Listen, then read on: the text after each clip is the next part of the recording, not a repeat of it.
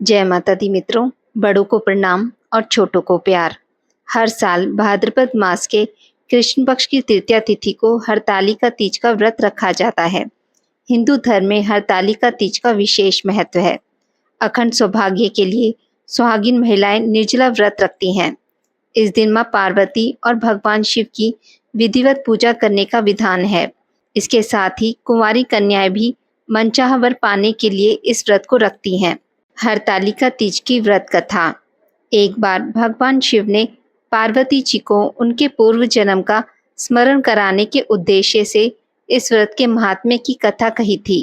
श्री भोले शंकर बोले, हे गौरी पर्वतराज, हिमालय पर स्थित गंगा के तट पर तुमने बाल्यावस्था में 12 वर्षों तक अधोमुखी होकर घोर तप किया था। इतनी अवधि तुमने अन्न ना खाकर पेड़ों के सूखे पत्ते चबाकर व्यतीत किए। माघ की विकराल शीतलता में तुमने निरंतर जल में प्रवेश करके तप किया। वैशाख की जला देने वाली गर्मी में तुमने पंचाग्नि से शरीर को तपाया। श्रावण में मूसलाधार वर्षा में खुले आसमान के नीचे बिना अन्न जल ग्रहण किए समय व्यतीत किया। तुम्हारे पिता तुम्हारी कष्ट साध्य तपस्या को देखकर बड़े दुखी होते थे। उन्हें बड़ा कलेश होता था। तब एक दिन तुम्हारी तपस्या तथा पिता के कलेश को देखकर नारद जी तुम्हारे घर पधारे। तुम्हारे पिता ने हृदय से अतिथि सत्कार करके उनके आने का कारण पूछा। नारद जी ने कहा, गिरिराज, मैं भगवान विष्णु के भेजने पर यहाँ उपस्थित हुआ हूँ। आपकी कन्या ने बड़ा कठोर तप किया है। इससे प्रसन्न होकर वे आपकी सुपुत्री से विवाह करना चाहते हैं। इस संदर्भ में आपकी क्या राय है, जानना चाहता हूँ। नारद जी की बात सुनकर गिरिराज गदगद होकर उठे। उनके तो जैसे सारे कलेश ही दूर हो गए। प्रसन्नचित होकर वे बोले, श्रीमान, यदि स्वयं विष्णु मेरी कन्या का वरण करना चाहते हैं तो भला मुझे क्या आपत्ति हो सकती है। वे तो साक्षात ब्रह्मा हैं। महर्षि, यह तो हर पिता की इच्छा होती है कि उसकी पुत्री सुख संपदा से युक्त पति के घर की लक्ष्मी बने। पिता की सार्थकता इसी में है कि पति के घर जाकर उसकी पुत्री पिता के घर से अधिक सुखी रहे। तुम्हारे पिता की स्वीकृति पाकर नारद जी विष्णु जी के पास गए और उनसे तुम्हारे ब्याह के निश्चित होने का समाचार सुनाया। मगर इस विवाह संबंध की बात जब तुम्हारे कानों में पड़ी तो तुम्हारे दुख का ठिकाना ना रहा। तुम्हारी एक सखी ने तुम्हारी इस मानसिक दशा को समझ लिया और उसने तुमसे उस विषिप्तता का कारण जानना चाहा। तब तुमने बताया कि मैंने सच्चे हृदय से भगवान शिव शंकर का वरण किया है, किंतु मेरे पिता ने मेरा विवाह विष्णु जी से निश्चित कर दिया। मैं विचित्र धर्म संकट में हूँ। अब क्या करूँ? प्राण छोड़ देने के अतिरिक्त अब कोई उपाय शेष नहीं बचा है। तुम्हारी सखी बड़ी समझदार और सूझबूझ वाली थी। उसने कहा, सखी, प्राण त्यागने का इसमें कारण ही क्या है? संकट के मौके पर धैर्य से काम लेना चाहिए। नारी के जीवन की सार्थकता इसी में है कि पति रूप में हृदय से जिसे एक बार स्वीकार कर लिया, जीवन पर्यंत उसी से निर्वाह करे। सच्ची आस्था और एकनिष्ठा के समक्ष तो ईश्वर को भी समर्पण करना पड़ता है। मैं तुम्हें घनघोर जंगल में ले चलती हूँ, जो साधना स्थली भी है, और जहाँ तुम्हारे पिता तुम्हें खोज भी ना पाए, वहाँ तुम साधना में लीन हो जाना। मुझे विश्वास है कि ईश्वर अवश्य ही तुम्हारी सहायता करेंगे। तुमने ऐसा ही किया। तुम्हारे पिता तुम्हें घर पर ना पाकर बड़े दुखी तथा चिंतित हुए।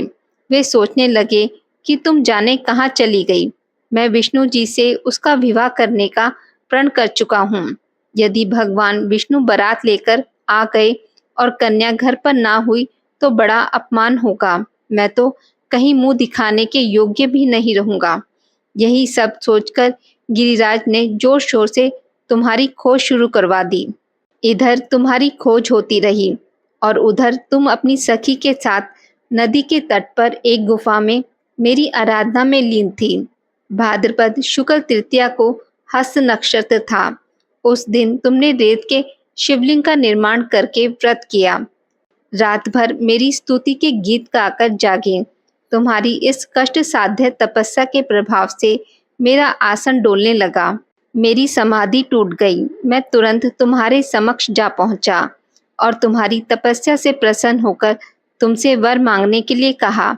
अब अपनी तपस्या के फलस्वरूप मुझे अपने समक्ष पाकर तुमने कहा, मैं हृदय से आपको पति के रूप में वरण कर चुकी हूँ। यदि आप सचमुच मेरी तपस्या से प्रसन्न होकर आप यहाँ पधारे हैं तो मुझे अपनी अर्धांगिनी के रूप में स्वीकार कर लीजिए। तब मैं तथा आस्तु कहकर कैलाश पर्वत लौट आया। प्रातः होते ही तुमने पूजा की समस्त सामग्री को नदी में प्रवाहित करके अपनी सहेली सहित व्रत का पारण किया। उसी समय अपने मित्र, बंधु व दरबारियों सहित गिरिराज तुम्हें खोजते खोजते वहां आ पहुंचे और तुम्हारी इस कष्ट साध्य तपस्या का कारण तथा उद्देश्य पूछा। उस समय तुम्हारी दशा को देखकर गिरिराज अत्यधिक दुखी हुए और पीड़ा के कारण उनकी आंखों में आंसू उमड़ आए थे। तुमने उनके आंसू पोंछते हुए विनम्र स्वर में कहा, पिताजी, मैंने अपने जीवन का अधिकांश समय कठोर तपस्या में बिताया है। मेरी इस तपस्या का उद्देश्य केवल यही था कि मैं महादेव को पति के रूप में पाना चाहती थी। आज मैं अपनी तपस्या की कसौटी पर खरी उतर चुकी हूँ। आप क्योंकि विष्णु जी से मेरा विवाह कराने का निर्णय ले चुके थे, इसलिए मैं अपने आराध्य की खोज में घर छोड़कर चली आई। अब मैं आपके साथ इसी शर्त पर घर जाऊंगी कि आप मेरा विवाह विष्णु जी से ना करके महादेव जी से करेंगे। गिरिराज मान गए और तुम्हें घर ले गए। कुछ समय के पश्चात शास्त्रोक्त विधि विधान पूर्वक उन्होंने हम दोनों को विवाह सूत्र में बांध दिया। हे पार्वती, भाद्रपद की शुक्ल तृतीया को तुमने मेरी आराधना करके जो व्रत किया था, उसी के फलस्वरूप मेरा तुमसे विवाह हो सका। इसका महत्व यह है कि मैं इस व्रत को करने वाली कुंवारियों को मनवांछित फल देता हूँ।